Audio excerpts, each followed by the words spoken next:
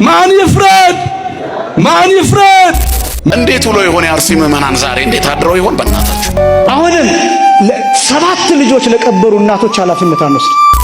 እንደ አንድ እንንበርከክ ግድል ተንበርከክ ውስጥ ወደ ስላሴ ሁላችንም እንንበርከክ ሁላችን ሁለት እጃችን አንስተን እንንበርከክ። እግዚአብሔር ይፈርዳል። በቅርብ ቀን እግዚአብሔር ፍርዱን ያመጣል። ሁላችን ወደዛ እንንበርከክ። ይኸው ሁላችንም ወደ ስላሴ እንንበርከክ። ስላሴ መልሱን እንዲሰጥ እጃችን አንስተን እንንበርከክ። አጋዕዝተ ዓለም ስላሴ አባታችን መልስ ስጠን፣ መልስ ስጠን። ከአርያም ክንድህን ላክልን፣ ፍርድህን ላክልን። ወገኖቻችን አለቁ፣ ደቀቁ፣ ታረዱ፣ ደማቸው ፈሰሰ። ቤተ ክርስቲያን ተሰደደች፣ ተቃጠለች።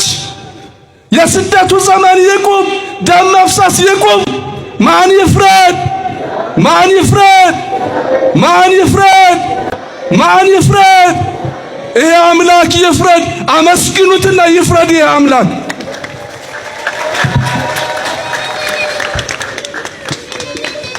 በቃ አሁን ለስላሴ ነግረናል። በቃ ከሱ መልስ እንጠብቃለን። እናምናለን አናምን? መልስ እንደምሰጥ እናምናለን አናምን? እናምናለን። እዚህ በኋላ ክርስቲያኖች አንድነታችንን ማጥበቅ አለብን። አንድነት በኢትዮጵያም በመላው ዓለም ያሉ ክርስቲያኖች አንድነት ያስፈልጋል፣ ህብረት ያስፈልጋል። ወገኖቻችን ስታረዱ ወዲያውኑ ወደ ቤተ እግዚአብሔር ተሰብስበን ማልቀስ። በቃ ሰውን ክፉ አትናገሩ፣ አትሳደቡ፣ ሐሰትም አትናገሩ። ማልቀስ ብቻ። መድኃኔዓለም እንባችንን ያብስል። እንዴት ውሎ ይሆን የአርሲ ምዕመናን ዛሬ እንዴት አድረው ይሆን? በእናታችሁ ነገ ደግሞ ምን እንሰማ ይሆን? እንደው መድኃኔዓለም ይድረስላቸው።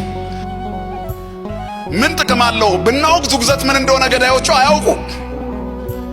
ምን ብለን እኮ እንደምናስቆመው ግራ ገባን። ሰውነታችን እኮ እንደ ይህን ዜና በመስማት እኮ በሰቀቀን አለቀ። ያሳዝናል እኮ። የኔ ልጅ ቢሆንስ እየታረደ ያለው እዛ ጋር፣ የኔ እናት ብትሆንስ፣ የኔ አባት ቢሆንስ? በዚህ ደረጃ አስቡት። እንደሚታረዱ በጎች ሆነናል። እንደዚህ እኮ አልነበርንም እኛ። ምንም እኮ አንጠይቅም እኮ። የምንሳፈረው መኪና ላይ ሾፌር ጠይቀን እናውቃለን እንዴ? የምንገባበት ታክሲ ውስጥስ ሾፌር ጠይቀን እናውቃለን እንዴ? ወዴት እንደሚሄድ ጠይቀን መሳፈር እኮ ነው። ሁላችንም እንሞታለን፣ ገዳዩም ይሞታል። መቼ ነው ግን ወደ ነበርንበት ታሪክ የምንመለሰው? እግዚአብሔር ሀገራችንን ወደ ነበረችበት ይመልሳት። የሞቱትን አባቶቻችንን በረከታቸው ይደረብን። በቀን ሬሳ ይከመራል፣ በየቀኑ እንሰማለን። ከዛ ትንሽ ሳምንት እንፎክራለን፣ እናልፋለን። ግድ የላችሁም፣ በየቤታችን እናልቅስ። አሁንም 7 ልጆች ለቀበሩ እናቶች ኃላፊነት አንወስድ። 7 ልጆች 7 ወንዶች ልጆች ለቀበሩ እናቶች፣ አሁንም ወገባቸው ላይ ገመድ ያሰሩ እናቶች፣ ሰንሰለት ያሰሩ እናቶች፣ አሁንም 7 ፎቶ የወንድ ልጆቻቸውን ፎቶ ሰብስበው በየተራ እያዩ የሚያለቅሱ እናቶች፣ ማንም እነሱን የሚያጽናናቸው የለም፣ ማንም ይደርስላቸው የለም። ለዚህ እንኳን አናፍርም። ይሄ ብቻም አይደለም፣ ዕቃ የጠፋብን እንኳን አንመስልም።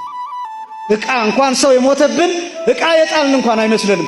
ደግሞ አለማፈራችን አያችሁ፣ መገፈፋችን፣ ከዚያ መደብደባችን፣ ከዛ መንገድ ላይ የተጣልን መሆናችን መጨረሻ ላይ እንደዛ ነው የሚሆነው።